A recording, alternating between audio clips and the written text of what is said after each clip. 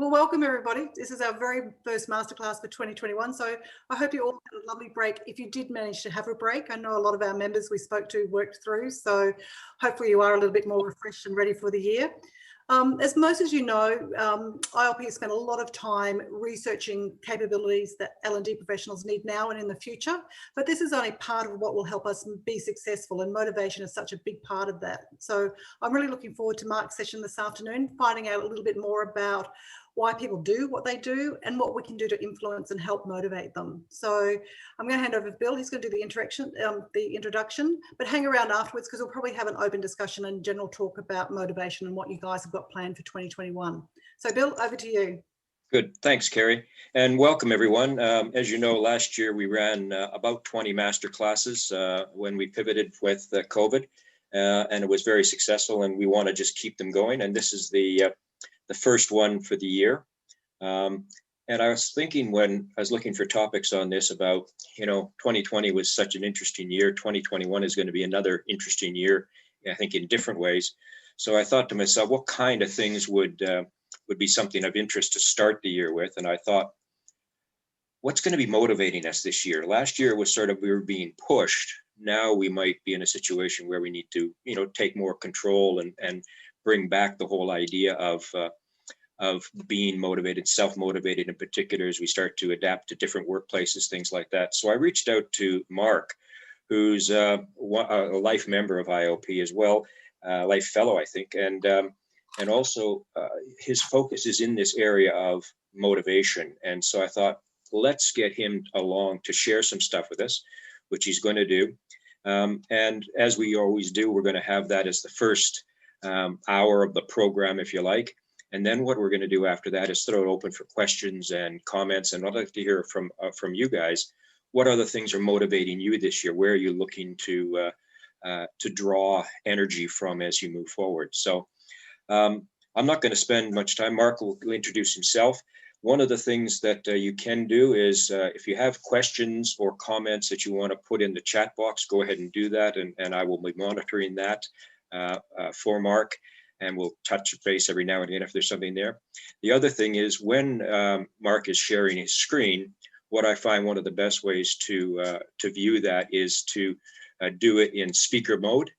So rather than gallery mode, because then you just see his screen, or his screen and his profile, and you'll be able to adjust the size of it, because often in the presentation style, if you've got just a tiny little picture, it's not hard to pick up the nuances. Whereas if you put it into the speaker view, you'll be able to adjust the size of both sides. So that's just a bit of a tip for that. And I think, Mark, I will just turn it over to you, my friend, and let us get started. Thank you very much, Bill. And it's great to have the opportunity to speak to a fairly intimate group here. So we've got a chance, hopefully, to be more personal in the questions and answering any particular things that come out. Let me first change to the presentation. I'll use that to be the basis for this next 55 minutes. So if I go and share my screen.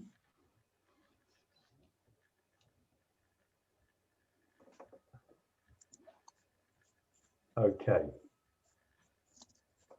So you should all see there this model, and I'll explain a bit more why a model and what it all means as we go along.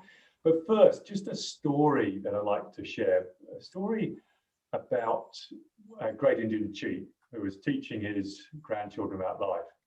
He talked about there's a fight going on inside me. It's a terrible battle between two wolves. One wolf stands for fear, anger, sadness, shame, greed, hatred, delusion, deceit, pride, and power. And the other is for love, sympathy, integrity, trust, humility, generosity, dignity, wisdom, honesty, compassion, and optimism. And the same fight is going on inside you and inside every other person too. And I'm going to come back to that at the end of this presentation. But first, very quickly about myself. I've got 2 masters in chemical engineering, which I've never used, the wonders of education.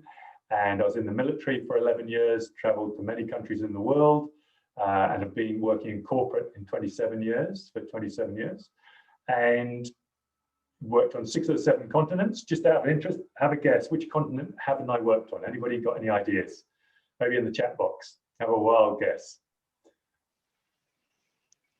6 of the 7, and I have not worked in Antarctica. Gail, you're spot on. Yep, it's Antarctica. I've worked actually in Africa quite a lot, but not Antarctica.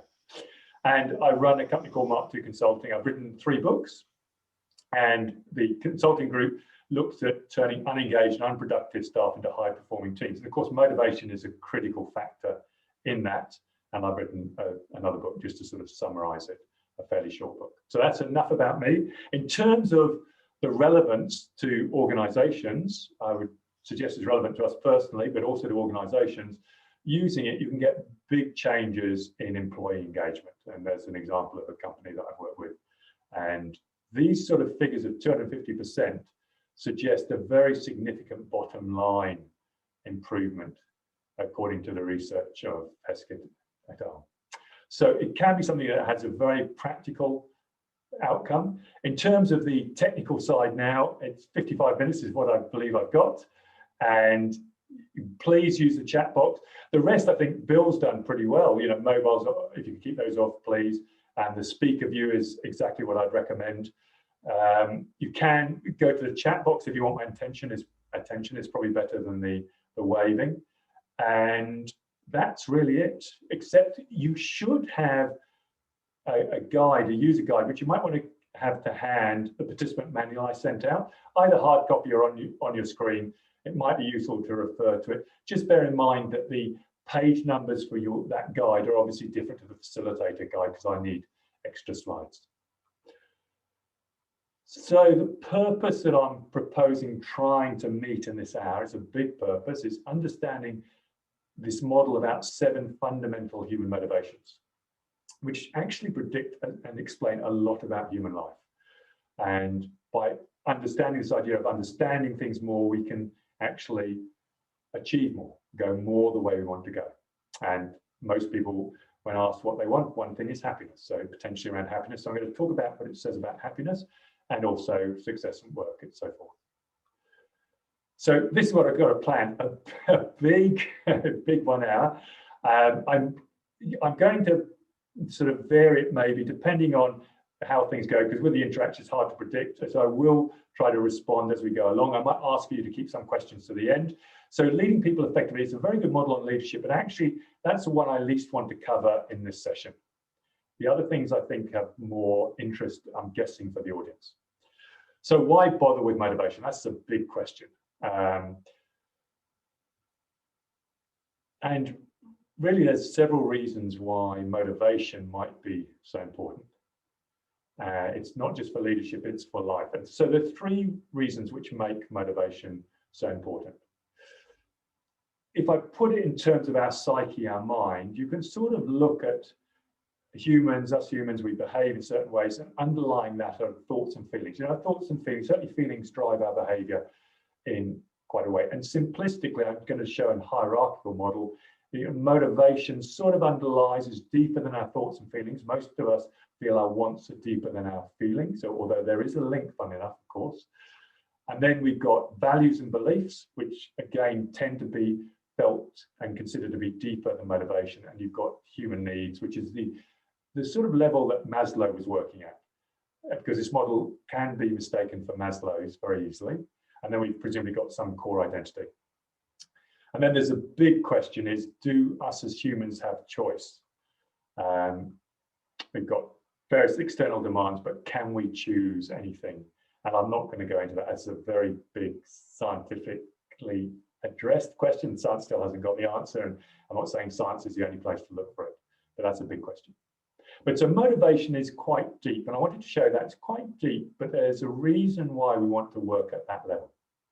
So why bother with motivations? Well, it's deep enough to have a profound effect on our life, but not so deep that we can't access it. You can actually we can consciously affect our motivations. In terms of motivation, what's the difference between a motivation and a need? Would someone like to put in the chat box, what do you see as a difference between a motivation and difference between need, or do you see them as the same thing? In the chat box, someone have a go at giving an answer.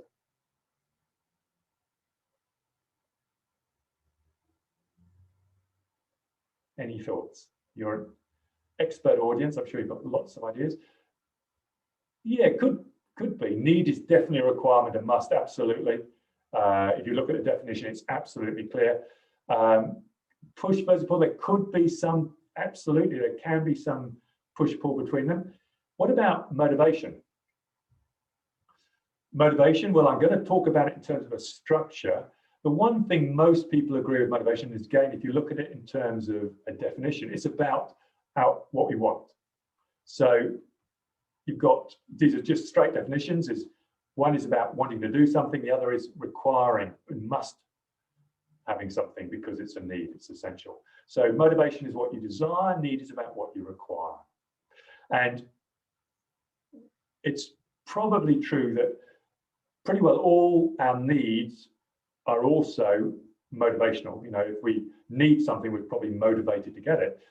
But we have a lot of motivations or wants or desires which we don't need. So motivation is much more expansive than needs. So that's one reason why we want to work at level of motivation, because you might need transport, for instance, but you might want a Lamborghini, a mini metro, a bicycle, an aeroplane, a helicopter. Motivation becomes much more expansive and gives more definition and understanding of our life. So many of you will have seen this model. I'm going to make that assumption because I know many will have seen a similar model represented as an iceberg, that we can only lead others to the extent we lead ourselves, and only lead ourselves to the extent we're self-aware. And the leading of others' behavior is very much observational. We can know someone's behavior, what they do and say, what they don't do and say. For instance, if Kerry was to ask me not to mention a word, and I just carried on, or actually, if she asked me to mention a word and I didn't mention that word, for instance, that could be very definite behavior. So it's also what we don't do, that can be behavior as well. Now, intention is different. A question for you, do you ever know somebody else's intention? What's the feeling there? Can you ever know somebody's intention? 100%. Somebody else's intention. What do you think? Obviously, sometimes we don't know, but can you ever know? I'm going to, so rare, only if they tell you, I'm going to say it's very rare. So I'm going to say, Berenice, absolutely. I would say you can only surmise. So we can never know somebody else's intention, their intention, even if they tell us we can't be sure. You know, I may say this is my intention when it's not my intention. We can be 99% sure or 1% sure, but we can never be 100% sure on what somebody's intention is, even if they tell us, because we can't know for sure that they're being honest. Actually, it's hard enough to know our own intention at times. Now, motivation fits in this area. Can anybody ever know your motivation for sure? 100%. Anybody else? And they can't. And in fact, I could be 99% confident, but I can never know somebody else's motivation for sure. And this is where some model helping us understand a range of motivations and how humans have motivations structured inside them can help us deal better with this very important aspect of life. And I'll highlight why it's so important in a moment.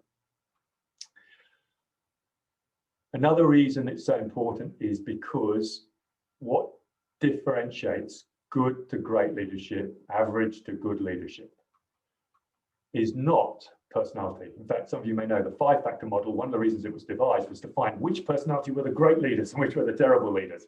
And what they found, every example of personality has examples of very good leaders and very poor leaders. Personality is not a determinant on leadership. But what is the person's ability to motivate themselves and to motivate others. That is a determinant on people's leadership. So another reason for why we want to understand this. Lastly, as is been sort of indicated, I think Kerry mentioned earlier, we've got capability and motivation. And what we do, our behavior, is a combination of the both. If I have the ability to do something but don't want to do it, you won't see the behavior. If I want to do it, but I don't have the ability to do it, you won't see the behavior.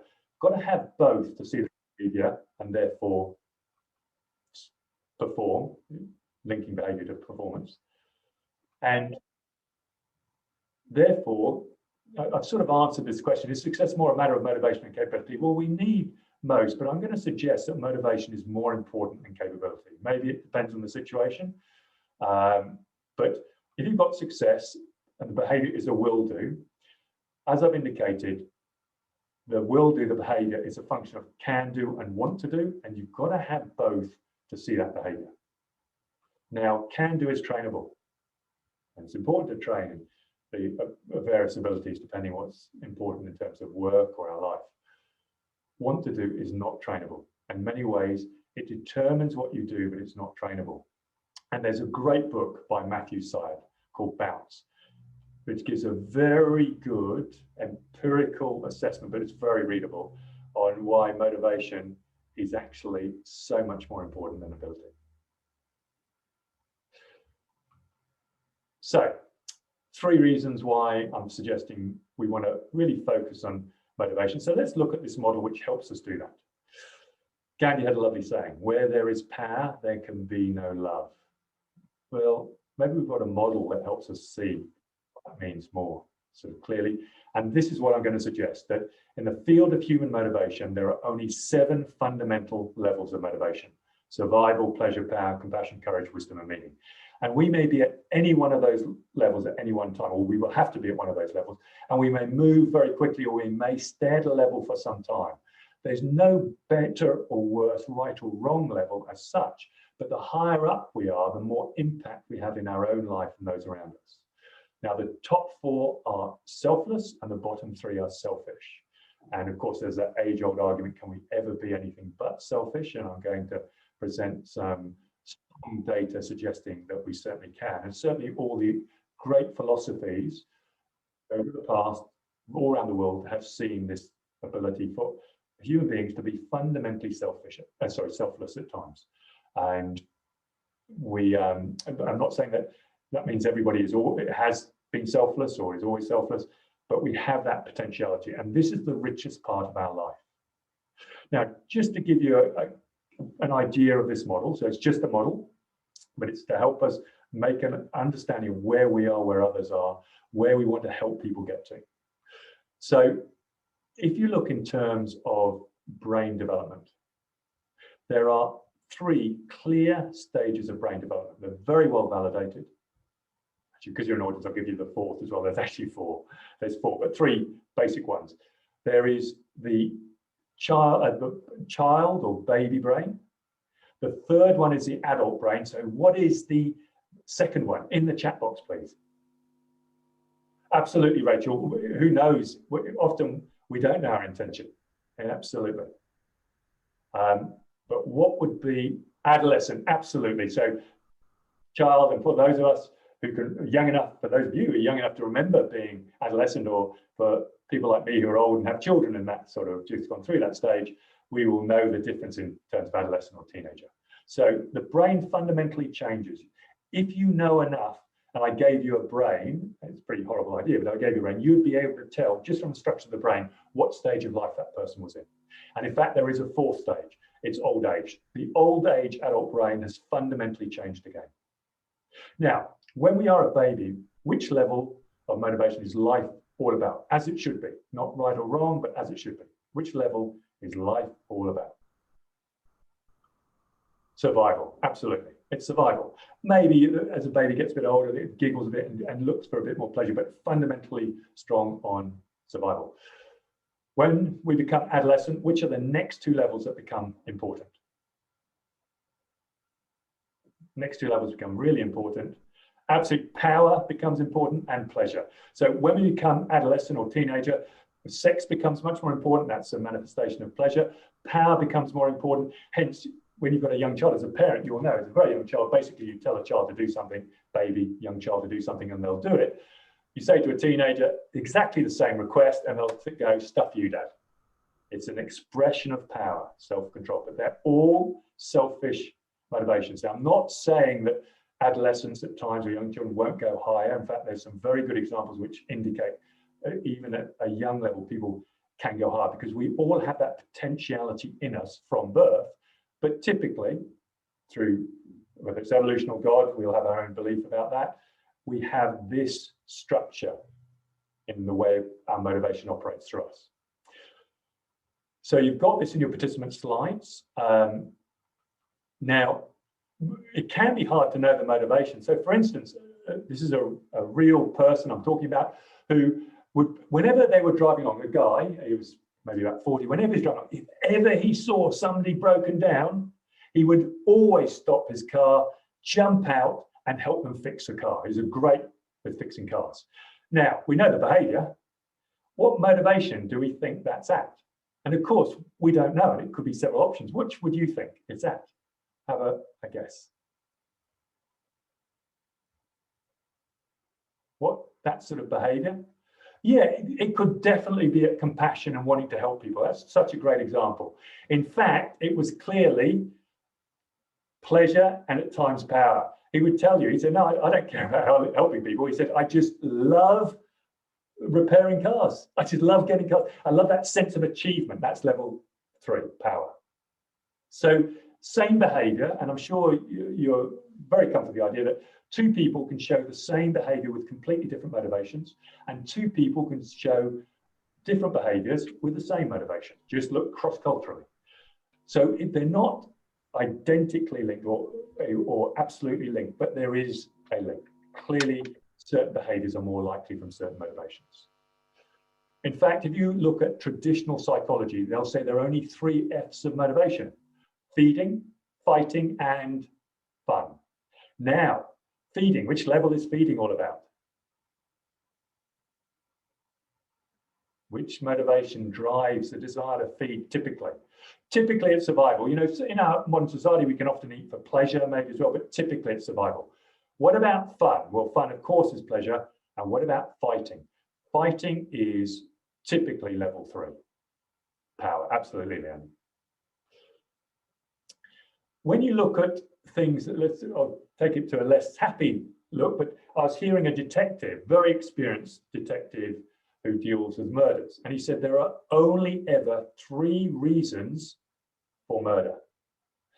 He said money, sex and jealousy, and hate.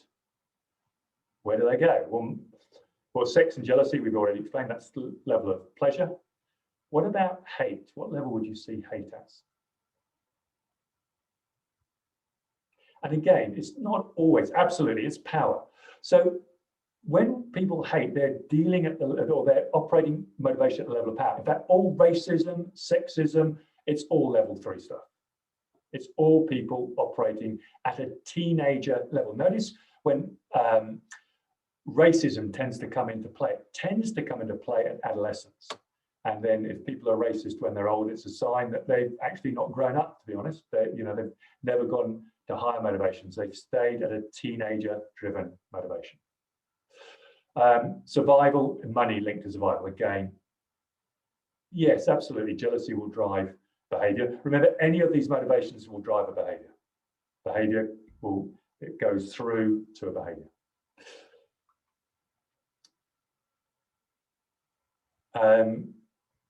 Let me give you an example just to show how it can get clarity around a confusion, because I remember talking to a very technically good, psychologically technically good group of people, and I was amazed because there was a limitation with 1 or 2 of them in terms of understanding something which this immediately shows is the case. So let me give you a situation. Let's imagine that I have got Sam here who has been shot.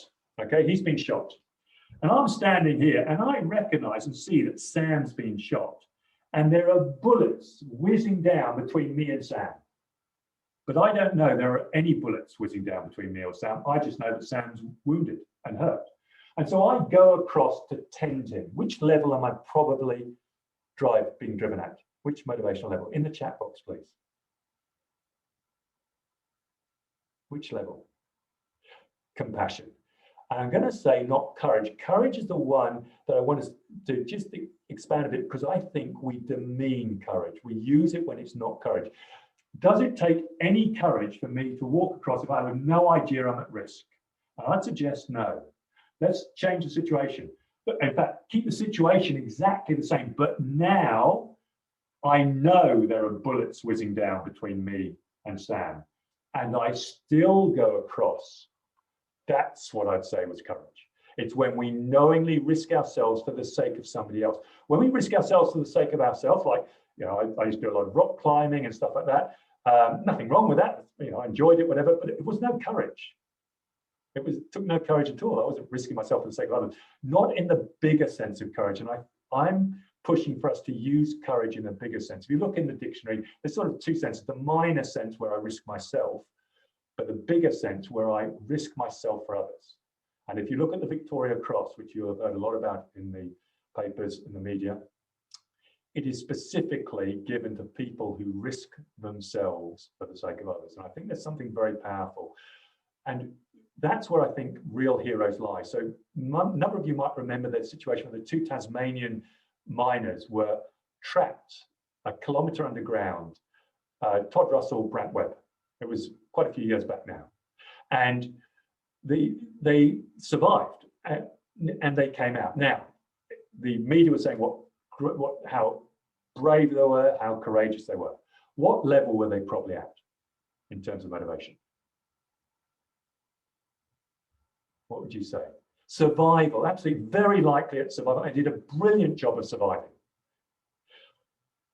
When they came out, they were fated as heroes, and yet I would suggest, who are the real heroes in the situation? Well, they were the rescuers who took great personal risk to get them out in time. And yet we don't even know their name. We all know them. And I think this is something in our society where we miss an important point, that we often don't recognize who the real heroes are in life. Now, as I say, Todd and Brett did a brilliant job of surviving, all credit to them for surviving.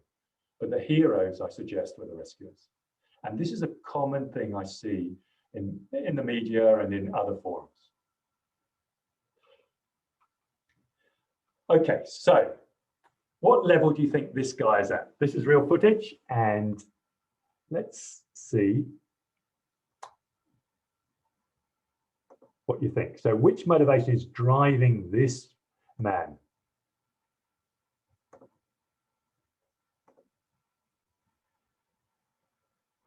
Jumpers are away, jumpers are They're away. off.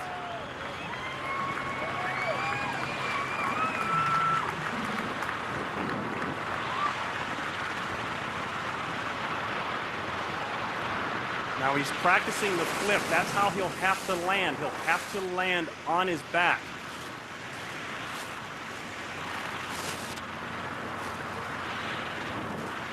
At 18,000 feet, the oxygen mask will come off. That will be from his cousin, Andy Farrington, who will be closest to him.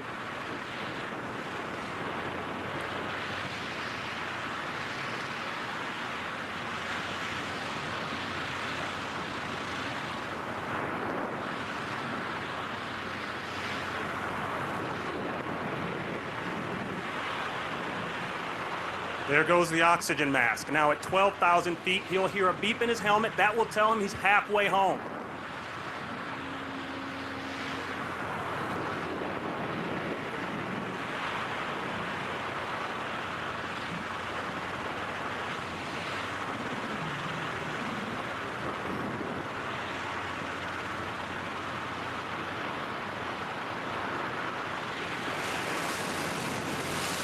Momentarily, we'll see his jump team pull their chutes, and that means Luke is all alone for the rest of the way. At 6,000 feet, he'll get another beep in his helmet.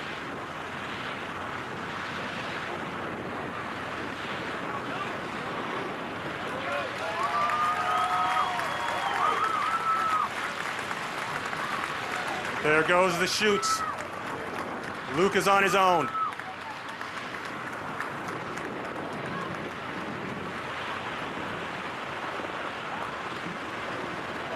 And the crowd on the ground looking up, they have a visual on him right now.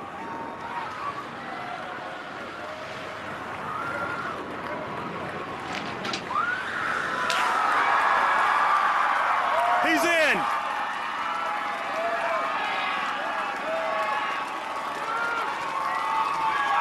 And he's kicking and moving. Okay, now,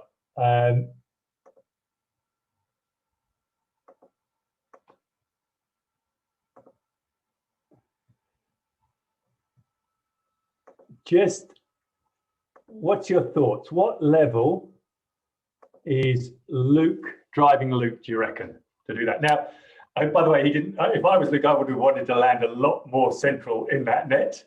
And one thing you might not have known was that you saw him keep flipping. That's because he had to flip just before he hit the net. Otherwise, the net would have broken his back because he had to be able to compress, as you saw as he went down. He was given a parachute in case things went wrong when he was in the plane at 25,000 feet, but he ripped it off, chucked it in. He said, "Nah, I'm doing this for real." So what do you reckon? Yeah, pleasure. Could have been pleasure. Anybody else? Any other motivation? Power. I think it's very likely power. When you hear him speak, it's that achievement. But you could say pleasure. It might be pleasure as well. What it wasn't was courage. No, it wasn't about courage. He wasn't doing it for anybody else, and nor should he have been. He was doing it for himself, and boy, madness, wasn't he impressive? And that's the key. Being in the army, I saw lots of those sort of situations in various formats. So power is about influencing the behavior of others. It's a selfish motivation. By the way, it's very important for us to be selfish. If we were never selfish, we would eat, we'd die. None of us can be selfless 100% of the time. But as an adult, and a sign of maturity is a percentage or proportion of time we are selfless. Achievement is power. Achievement is linked to power. Power is a demonstration of control of the environment, and achievement is one clear marker that we have control. Okay, we're going to come back to fear. But yeah, absolutely, it's black. Yeah, absolutely. So we'll come back to that. Now, Maslow's, you all know Maslow's really well, I'm sure. It's not the same. It's at a deeper level, so it feeds through. There's some similarity, just out of interest. Question for you is, what's the lowest level? Someone on the thing. Sorry, wait there. Thank you for that. I think I just need to close this. Great point. I got carried away there. That's why that wasn't working. So is that better? Is that better? Yep. Great. So Maslow's, there is a feed through, so there is some commonality, but it's a different level of the mind. So just out of interest, what's the bottom level? Do you remember the bottom level? There'll be a number. Yes, survival, absolutely. Next level, by the way, while we're on a roll, what's the second level? Good, security. And then before the needs, after security, it can be hard to remember these. Always good to refresh them. Belonging, good, and absolutely. Then what?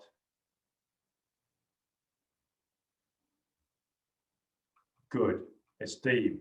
And this is, esteem is level 3, links level 3. These are all self-focused needs. Self-actualization is where we actually start being selfless, and Maslow changed it in his book, The Highest Level, called Farther Reaches of Mankind, to self-transcendence, where we are more than ourselves, which of course requires us to be very much selfless.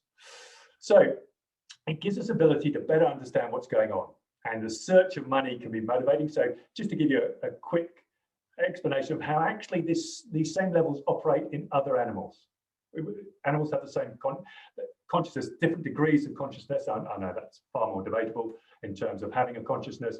More and more the evidence is, and I certainly think it's overwhelming, that animals have a consciousness. You know, chimpanzees can operate at the level of compassion. There's really marked indications of that. But let's look at this situation. So 2 men looking for a gold fossicking in the Australian desert, and they come across sort of this open area, nothing. And they're hot, they're tired, so they think, we're going to go back to the car to get our water. And they're walking back, they're a long way from the car, and they come across a well, and they think, maybe there's some water in the well. So one of them gets a rock, throws it down, listens, no sound. They think, well, maybe it's because it's deep. So they get a big stone, drop it down, no sound. So they think, it must be an empty well. And then they start walking back, and they suddenly see a large wooden beam. And they think, well, maybe if we chuck that down, if there's any water, we'll hear it. So they grabbed this wooden beam and dropped it. No sound. So they turned around and were starting to walk back away when a little goat came running along right between them, jumped onto the side of the well, paused for a moment, and then dived straight in. And they're thinking, what happened there? And they start walking away. 200 meters further on, they come across a farmer. And the farmer says, guys, have you seen my little white goat? And they go, well, funny you should say that. We saw a goat ran past us and dived into a well back there. And the farmer went, can't be my goat. My goat was tied to a railway sleeper. So what happened there? In terms of the goat presumably is starting at eating merrily some grass. Let's guess it was eating some grass, maybe at the level of pleasure. And then it feels this tug pulling it away. And now it doesn't want to go. It wants to stay here. It wants to control its environment, level of power. But the tug is too strong and it whips it along. It gets to the edge of the well. And now I'm taking things a bit too far, I know, but it looks down. Let's say it realizes it's going to meet its maker. Well, it's at a level of survival. Animals go through these stages as well. So if you want to look at thinking where we might go, because I wanted to mention the more interesting things out of it, because it's quite quirky. It covers so much of human experience. In Built to Last, I think Jim Collins did a great book there. He talked about having big, hairy, audacious goals for successful corporations. And the best goals is meeting 3 criteria. What I do really well was one of them. Now, which level am I operating at when I'm looking to make sure I do really well? In the chat box, please. Oh, actually, we'll go to a poll. Can we do a poll? Let's do poll 2, please. What do you reckon? Poll 3, did you say? Poll 2, please. Number 2. All right. Yeah, what I do really well, which is typically behind it.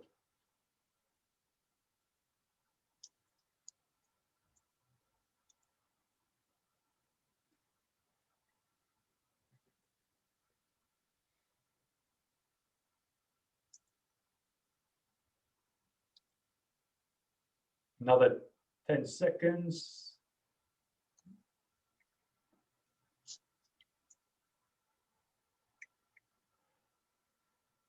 Okay, can you show the results, please?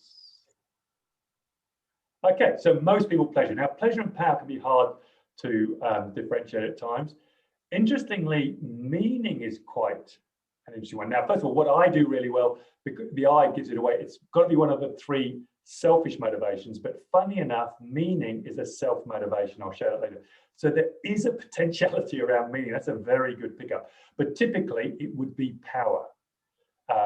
And I'll show you what it typically is when it's pleasure, but typically what I do really well is controlling the environment so I can do something well. Now, I might get pleasure out of it as well, that's true. Typically, the focus is on power, but it could be pleasure. Highly unlikely, almost impossible to be a selfless motivation. So that's one idea. Great, if you can just, we'll hide those results. And then you've got the other 2. What pays me well? Well, in the chat box. What pays me well and what I love doing? There's a clue. Which are those? What pays me well? Which typically is that around? Could be several again, but what is that typically around? Typically, it's survival money. Of course, money can give us pleasure and that can go other, but commonly it's survival. And what I love doing, absolutely, you're dead on, dead right, Leonie, Adam, it's typically survival. And Gail, absolutely, what I love doing, that's pleasure. That's classic pleasure driven. And we can be very effective through it. There are 2 reasons to work through basically pleasure and the desire for competence and drive for competence. So we've got these levels here, and note now meaning is linked to self, which someone picked up very neatly before, that actually selfish and self is different. It's self at the top level. It's really selfless, selfishless is the way to look at it. Okay, but that's where those fit on. Note, the most powerful aspects are missed because this model isn't understood, or human motivation is understood. Collins, who's done a great job, he's very insightful, great work. Interesting that he misses 4 more important reasons, which people will work for. You know, Mother Teresa, clearly a lot of her drive was not about I, is one example. I love how it mixes some sort of ancient fables. So there's a lovely saying. So wisdom is really, obviously, is at that level. Knowledge or intelligence is really a marker for power. That's it, you know, knowledge is power is the saying. And there's a lovely little quote in the Tao of Pooh. There is knowledge, there is wisdom. The difference is compassion. So it's sort of saying the same thing in this model. Now, I've got a book which explains these much more, and I'm conscious, and you can go online and get that at the website if that interests you. But I'll try and touch a couple of things which are really quite powerful in terms of life. Now, might have given it away, but I'm going to ask you anyway. There are two fundamental emotions. Remember, emotion is deeper than motivation. I think most of us feel that, and certainly research tends to support that. So emotions are deeper than motivation in our psyche. And there are two fundamental emotions, love and its opposite. What's the opposite emotion to love? Okay, very good. Excellent, love and fear. Now, in our Western society, we'll often say hate. Hate is no more an opposite of love than is deceit, anger, greed, lust. They're all manifestations of fear. Fear is a strong focus on self. And it's not, we're always at times in fear states. I'm not saying it's wrong to be, it's very appropriate to be at times. But we get confused because we have this limited understanding in terms of love. We use one word. In the Greeks, of course, use 4 words to give a bit of an idea. Just a question, which level typically is romantic love in terms of those 7 levels? Which level? In the chat box, please. Or actually, we got a poll. Let's do a poll. Can we go to poll 3, please? Which level typically is romantic love about in terms of the 7 levels? Rachel, yes, it is hard to get a handle around about why fear is the fundamental opposite. Very simply, if I was to say love, big L love is about connection. It's an expansion of our emotion.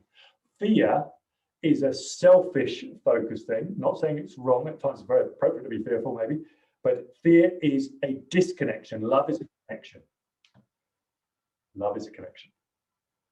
But I'm happy, I can answer more after at the in the questions. Why is hate a level of power, level 3? Hate is actually, first of all, it's not a love state, so you know it's a fear state, and you can see it come out in terms of the adolescent brain state. Secondly, it is about linked to control, and it is possible at times hate can be a manifestation of another state, but typically linked to control. Yes, absolutely, Martin. I like the way you describe that. That's a nice way. Okay, so the vast majority, can we show please, is pleasure, and absolutely, it's a fear state emotion. In fact, love is not, romantic love is not an emotion. Nothing wrong with romantic love. It's great when we're younger, romantic love, but it's a fear state. Notice when we start getting involved romantically, it's in the teenager state. In fact, brain studies show this. Brain studies show that romantic love is a motivation, not an emotion. Now, this is so it's a fear state, and you can see that. For instance, if you remember when you were in love with, romantically in love with somebody, it's very common for us when we split up to go, that person was a jerk. How could I ever have been romantically involved, etc., etc. Because it's a fear state. It's not wrong to say that. It's just recognizing it comes from that level. When a child says to their mother, "I hate you," the mother doesn't go, "Well, I hate you too." I know how some mothers who say, "I am tempted," but they don't do that. They go, you know, because it is big L love. This is a critical thing. We misunderstand love. The levels, the love that it reflects a motivational level. Compassion is maternal love. Now that is a real selfless motivation. So you see, can we? Sorry, have we shared results? Can we just share results? Yep. Bill, did you share results? Are you there, Bill? Actually, I can share results, no problem.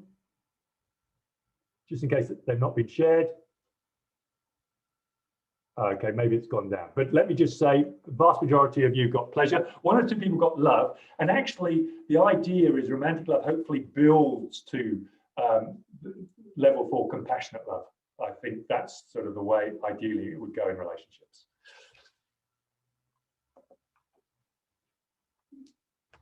So we've got a number of words we can add to describe the love: romantic love, conditional love, maternal love. And they naturally fit like this: obsessive love or stalking love. Often people die from it. But then we have romantic love. Conditional love is not real love, where as a parent, I might say, you know, I'll love you only if you behave like this. That's conditional love. That's not a real love. Real loves are higher: maternal love, brotherly love, where people, and I know in the army, many examples, people will die. By the way, also sisterly love, of course, and will die for someone who they are not related to at all. They just have this bond. Also, another very important point: courage is often associated with a male characteristic. Actually, some of the best examples of courage are female. So if you know the story of Politkovskaya, the Russian journalist who was assassinated, or Goering, the Irish journalist, there's a great film about her who was assassinated in Southern Ireland. Now, companionate love. Yeah, interesting. I'm not sure what you mean by that. We could put other adjectives in front of it. Yeah. And by the way, I also, paternal love's there, but I'm not beginning to suggest it's better than maternal love. In many ways, maternal love brings us into the love area. And then we have this sort of idea of universal love. So the key is the top 4 are unconditional love. Those are the big L loves in our life. It also talks about the dark triad. I don't necessarily want to go there because of time. So what I might do is I just go to another part, because you can see how the triads line there. So happiness. Let's talk about happiness, a positive thing. So who here wants to be happy or wants their loved ones to be happy? And in the chat box, can anybody put no who doesn't want to be happy or want their loved ones to be happy, just to check, so I can get an understanding of the audience. So of course, you ask basically anybody and they say, what do you want for your children? They don't say money typically, or, you know, some may, but the vast majority of people, the first thing that comes out, happiness. Now, we get confused between enjoyment and happiness. These are the definitions. Happiness is that contentment. Now, if we overlay it, there's a lovely saying by Stevenson: to be what we are and to become what we are capable of becoming is the only end of life, suggesting that it's going up because it's about spending more time higher. Life's about that. I'm going to suggest, as the model indicates, to be a whole human being. And which level is enjoyment typically at? It's just in the chat box, please. Which level is enjoyment at?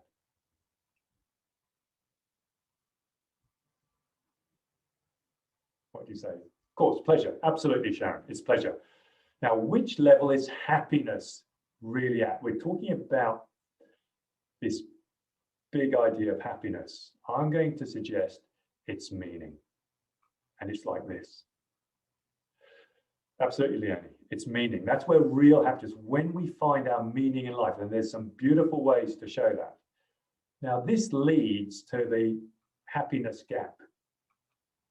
Because we think joy is often about, a bit of chocolate could give us joy, a nice sunlight could give us joy. You know, and joy is great. It's very important in our life to have joy in our life, enjoyment in our life. But it never takes us any closer to happiness. And the danger is if we focus too much on enjoyment, it actually keeps us away from happiness. It's not surprising in tribal groups around the world. I trekked the Himalayas with when I was in the army with Gurkhas. I served with Gurkha soldiers, Nepalese soldiers. They're just wonderful human beings. And I was trekking, one part of my job was trekking the Himalayas, designing water supply systems for remote Himalayan villages. That's what one of my books is on. And so these villages, the water supply was an hour up to 2 hours away. And it was the women who had to spend the time, the work, going down, getting the water for everything, drinking, washing, cleaning, and the bathing, everything. So you can imagine this load on the women. And you saw the young women, beautiful young girls, and within a couple of years, once they had this horrendous job, they aged dramatically. The hard work that this encompassed. And I walked in and I said, I'm going to put in a water supply pipe and stand pipes 40 meters from your village. It was a great privilege. I could change the life of a village. But one of the things I noticed, even in these dire conditions, some of the happiest people I've seen were up in the hills. They were just so happy. You could argue they didn't have that much many things to give them enjoyment. Maybe that's why they could be so happy. When it comes back to meaning, meaning is a critical thing in our lives. And there's a great way of showing that. Let me just quickly end with I'll just show you this last bit. All mythologies, you can argue, try to get us, their stories to get us to the higher 4 levels of our motivations, to take us away from selfishness to selflessness. All the great mythologies, Greek mythologies, Roman mythologies, Indian mythologies, whatever they are. And they all have the same pattern. You see the heroes, and they're all about either compassion, courage, wisdom, or meaning. And of course, there is that great trilogy or mythology that we all know, which is the Wizard of Oz. It actually, one of the reasons you could argue it became a pretty basic story became so popular is because it's touching in a deep, deep side of ourselves, which we respond to. So you remember there's various characters. There was a Tin Man. What was he trying? In the chat box, what was he? Thanks, girl. Yeah, saying poorest people in Fiji. You're talking about happiness. Yeah, absolutely. Almost joy holds us from there. Compassion, exactly. His words were he was seeking a heart. He was sentimental but not compassionate, were his words. Then there was, oh, I couldn't resist that, George Bush. If he said, if I had a brain. Actually, he's very famous for very wise sayings like, the vast majority of our imports come from outside the country. But anyway, let me go back to, sorry, what I was saying. The lion was at the level of courage. Remember, he said he was aggressive, but not courageous. Aggression does not link strongly with courage. Which level does aggression link strongly with? They often think they're courage and macho, but what exactly, Sharon? Aggression is and anger, such a strong sign of being at the level of power, stuck at the level of power. Then we have, who was the next character? Who can remember in the chat box? Who can remember the next character? Got Tin Man, Lion, and good Scarecrow. Well done, you are on the ball. The Scarecrow, he was witty, but not wise. So you see, sentimental to compassion, that's level 2 to level 4. Aggression to courage, that's level 3 to level 5. Witty but not wise, that's again typically level 2 to level 6. And then there was the 4th character. And what was, sorry, what the 4th character, got it there, was of course the young girl, Dorothy. And she, what was she trying to do? She was trying to come home. You see in all the great mythologies this meaning of coming home and recognizing and valuing our homes for the first time. Most mythologies have that because it's so powerful in our psyche. But meaning could drive us so positively. This is a Iraq veteran. I apologize for such a harsh picture, but this is how he lives. He was an Iraq veteran. He was just hit by a roadside bomb. 4 soldiers were killed with him, and he lost his hand, and you see how terribly mutilated he was. He's become a comedian for 51,000 troops physically wounded in action and others. He charges no fee, from what I understand. And why does he do it? Because what I want to do is to help more people than the guy that blew me up can hurt. Wow, isn't that not a powerful meaning in his life? And all credit to him. And if you have any doubts about the importance of meaning, then I strongly recommend Viktor Frankl's book, Man's Search for Meaning. Such an amazing book. And if you don't know the story, I haven't got time to talk about it. Very happy to talk about it another time. But the book is self-explanatory. It's sold millions. You can get it on Fishbond. It's worth, but it's only about $15. You can get it. Is great, isn't it, Anne and Beck? Yeah, no, it is. I think there's only one book I recommend to everyone apart from my own. I joke, I don't even recommend my own books to everyone, but Viktor Frankl's book I recommend to everyone. Okay, so just to close off, leadership, one of the ways to understand a good idea, Beck, yeah, giving it to others. Understand leadership is leadership, as Confucius said so insightfully. To become a leader, you must first become a human being. Now, I haven't got time to go into this, but basically what he's saying is we must go to all 7 levels of ourselves, not just even sticking at one. We can't do that. Got to come back to being selfish, nothing wrong with that, but we must make sure we go to all levels. To be a leader, we must become a complete human being. We must become a human being. And in terms of this model, it is go to all levels continually in our life. So, given time, I'm going to hold it there. If I just end with this quote.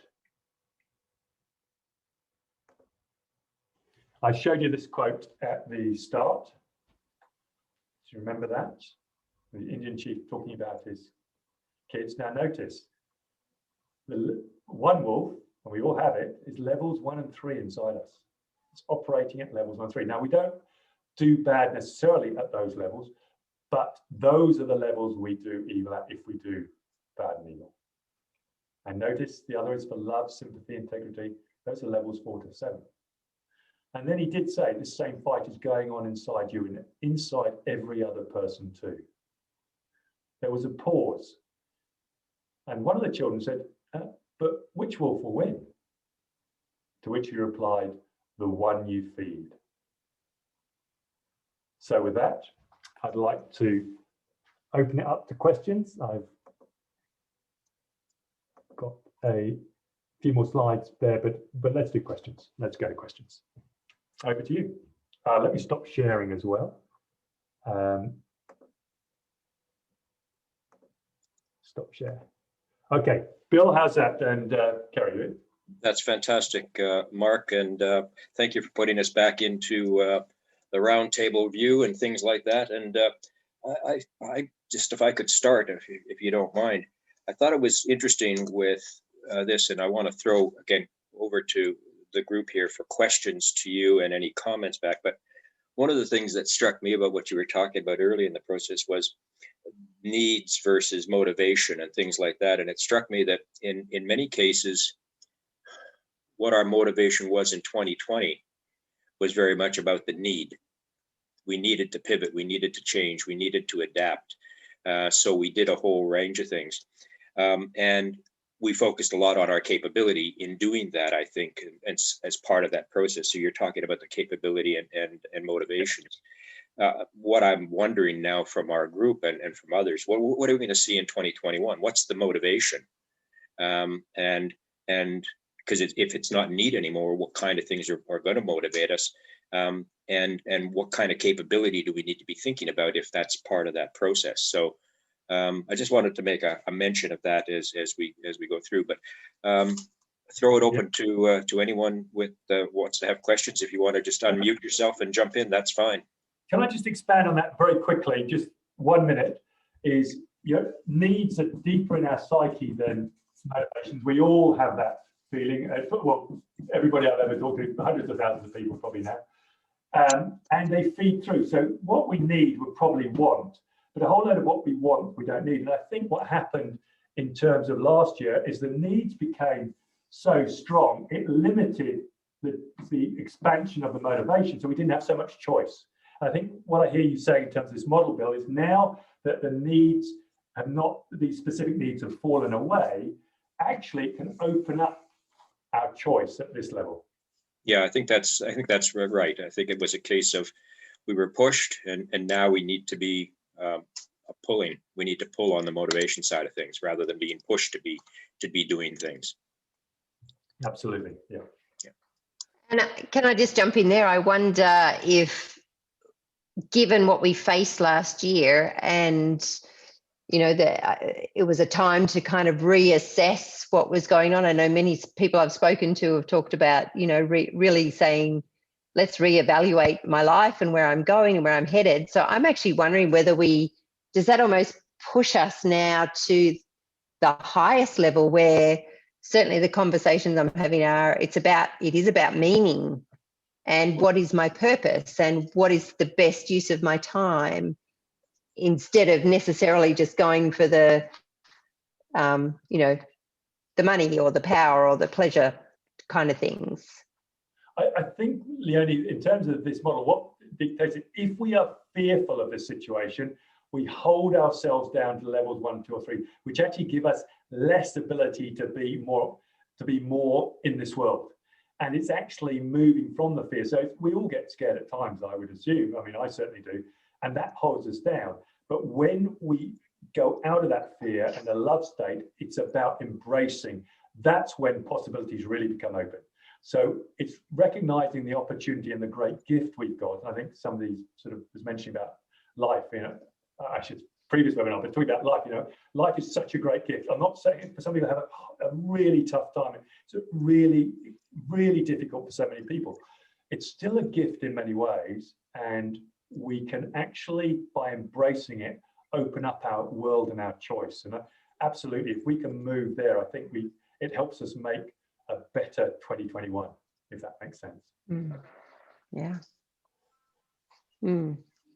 I totally agree, because I think, yeah, last year was very much survival, and then people had to learn so many new skills and capabilities. And then this year, I think as you said, they're embracing the opportunities, they're rebuilding. So I think we get so used to what we do and we keep doing the same things over and over again. Now we've been forced to explore new opportunities, new ways, new methods, new techniques. So what we can offer to our clients or within our organizations is a whole more, you know, big toolbox of learning initiatives. Yeah. So. I think sometimes the difference between being stuck on the bottom 3 levels and moving up is just about how we frame that experience as well. So even if you lost your job in 2020, for example, the way you frame that experience then has an impact on how, you know, where you sit from that motivational perspective as well. Absolutely. Our perception of an event can have a huge impact on our motivation. You know, for instance, public speaking. For some people, it's survival. For other people, public speaking gives them meaning. I mean, it's just fantastic. You know, it's the same experience, but how are we framing it? And that's such an important way we can be more of ourselves in the world. It's by framing things better. And I think that's right, Beck, as well. I know for me, 2020 was a complete change in the, you know, over the last couple of years. And I found more satisfaction and meaning in the whole process than anything else, as well as challenge in changing and doing new things. So it's been an interesting process. 2021 is going to be equally interesting, but for slightly different reasons, I think.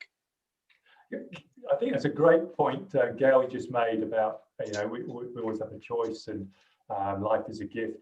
And it's also relative. You know, we can get something, this is a bad situation, which when other people think, what, that situation bad? I'd love that situation. So there's a lovely Persian saying, I cried for lack of shoes until I saw the man with no feet.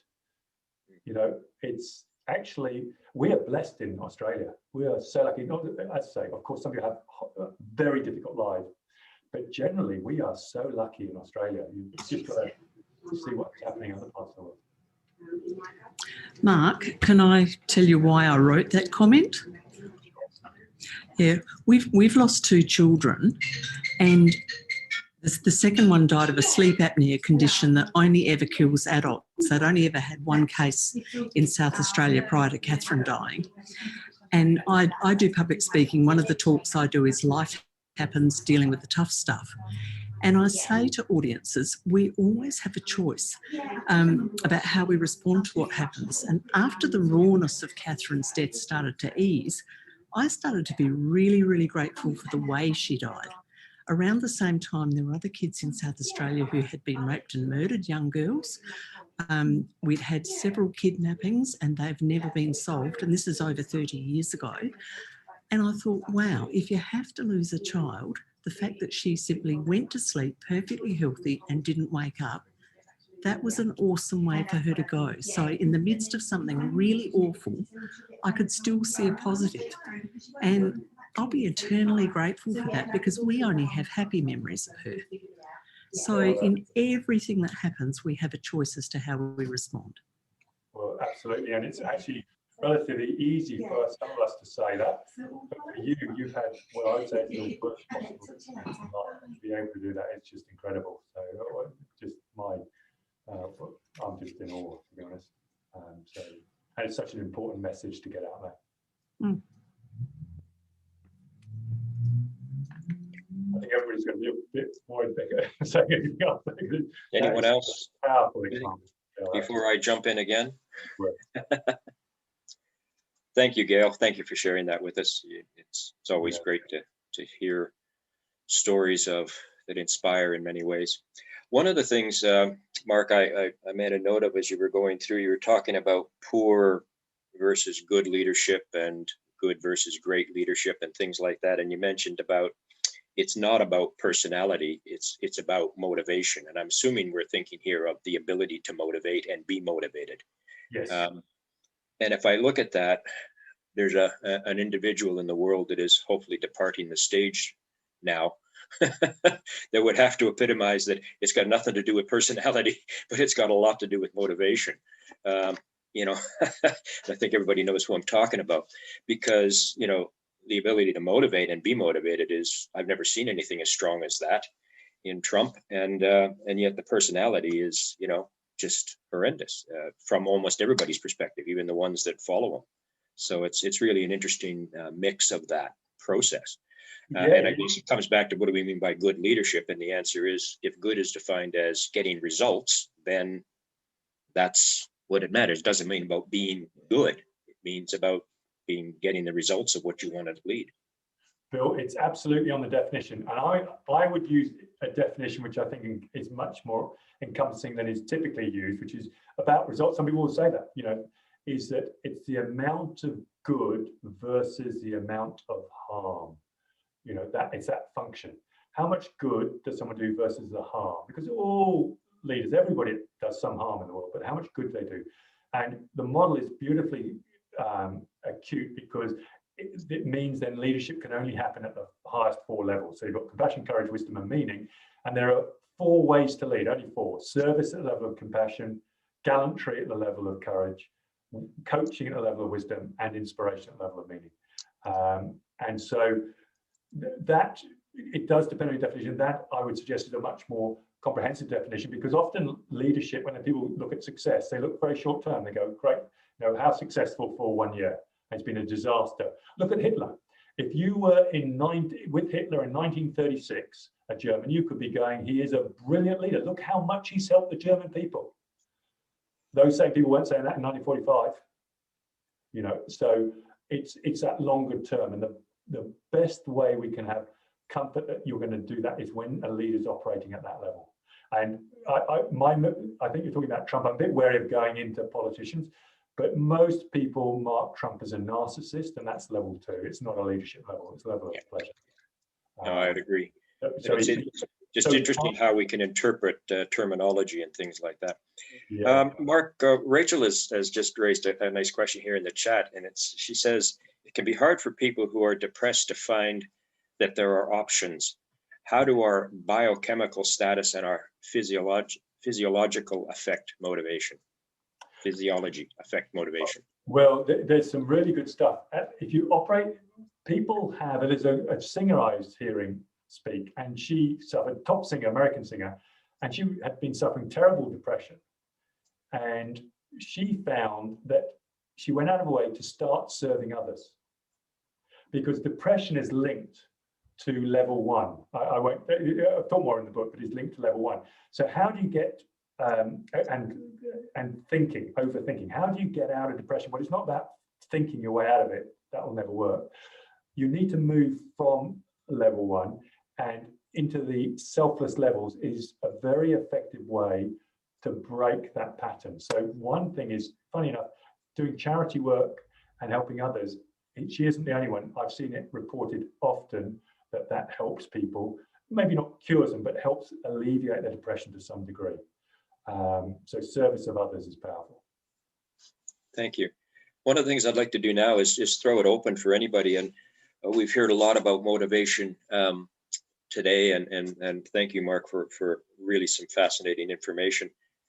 What I'd like to ask, if anybody was willing to share with us, what's going to motivate you this year? What are the motivations that are taking place? What are you setting yourself to do? Because I think motivation is something we're all going to need. I just wondered if anybody had any thoughts about how they're planning to be and stay motivated over the course of the coming weeks, months, and years. Can I just comment on Beck's comment, because I think she made a really relevant comment there, talking about working with people with depression, giving them purpose. When you give them purpose, so you help them find meaning in life, that is you take them away from the place where they can have depression.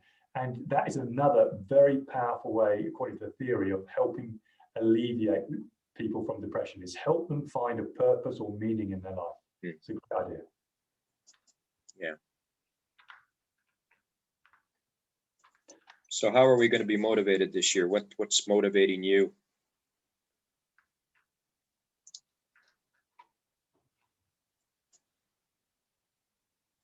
All right, so we got a group of rabble rousers with us today. Well, how about we link it to the model?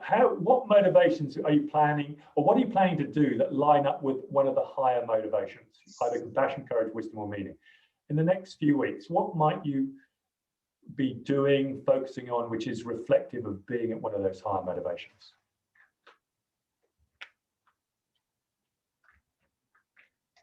Learning more.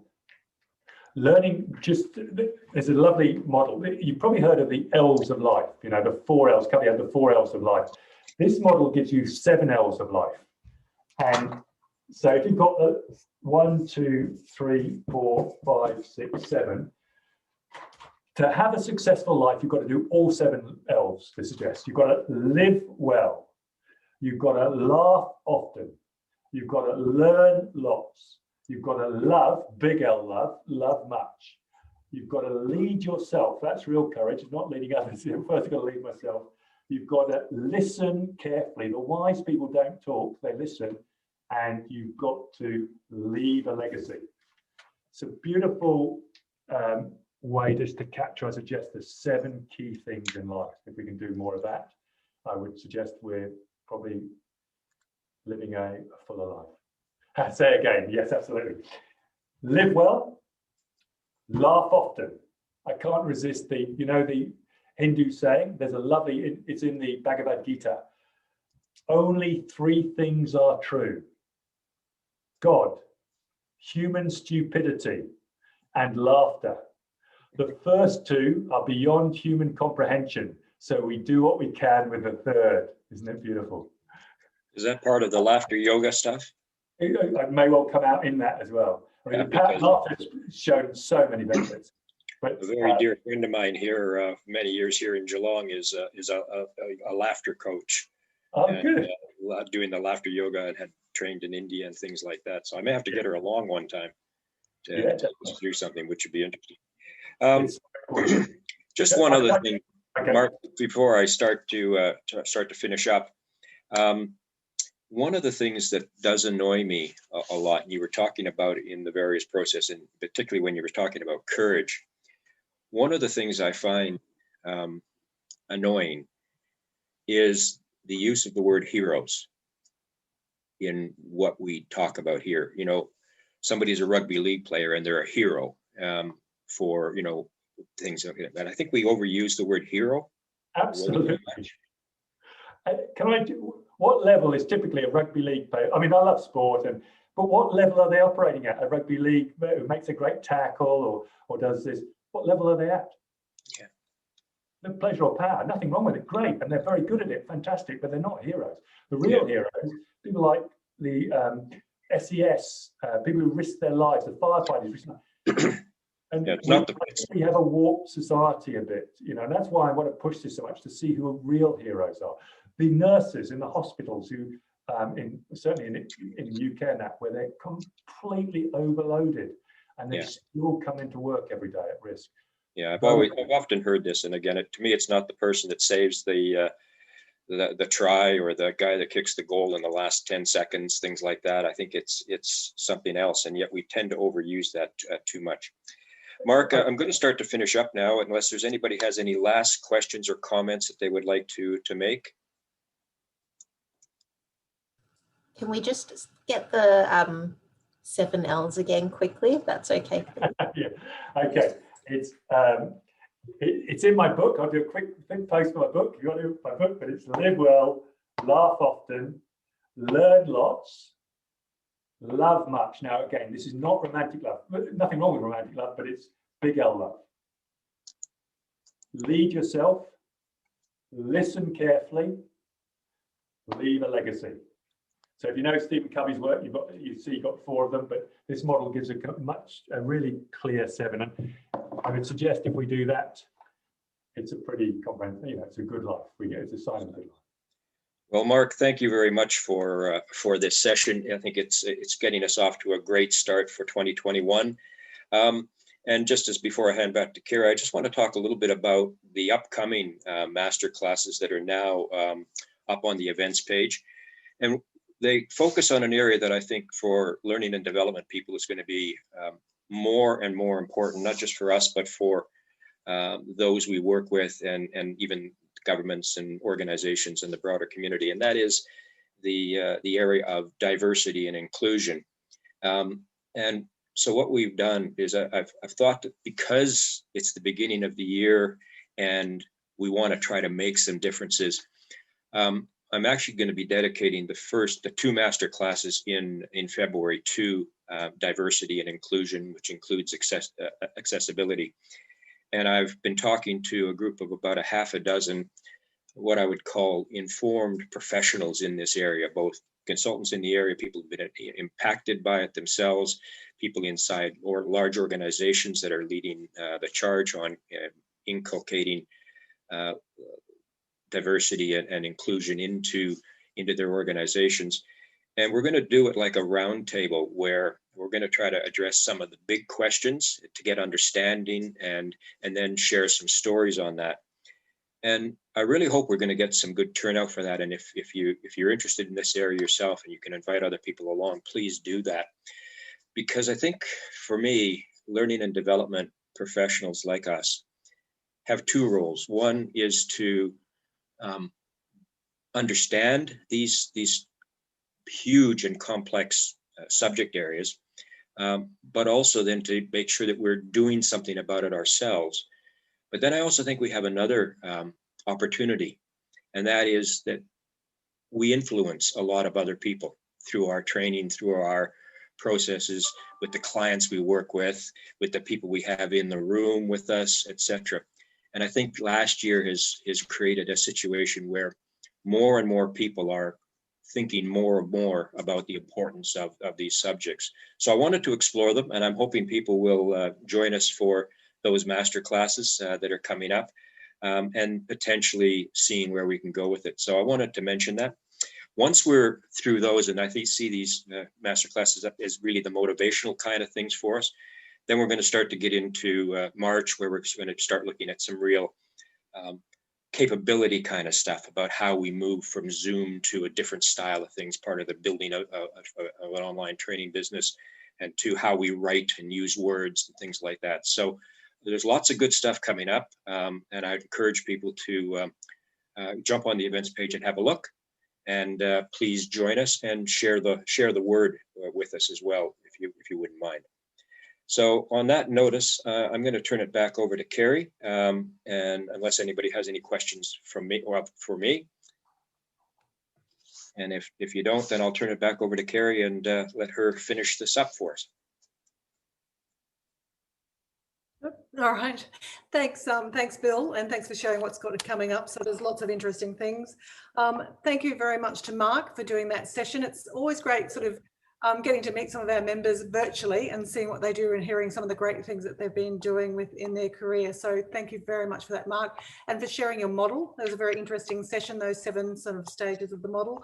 For everybody that's here, there will be a recording available because I know Mark covered a lot, so it's always worthwhile going back and having another look and capturing the things that he mentioned as well. So also, thank you for everybody attending this afternoon. If any of you are interested in facilitating or hosting one of our masterclasses, please contact Bill. His email address is bill@apilp.org. So we love these sessions. It's great to connect with you all. Thank you for joining us this afternoon. All the best. And we look forward to either seeing you in the member lounge or seeing you at our next masterclass. So thanks. Bye for now.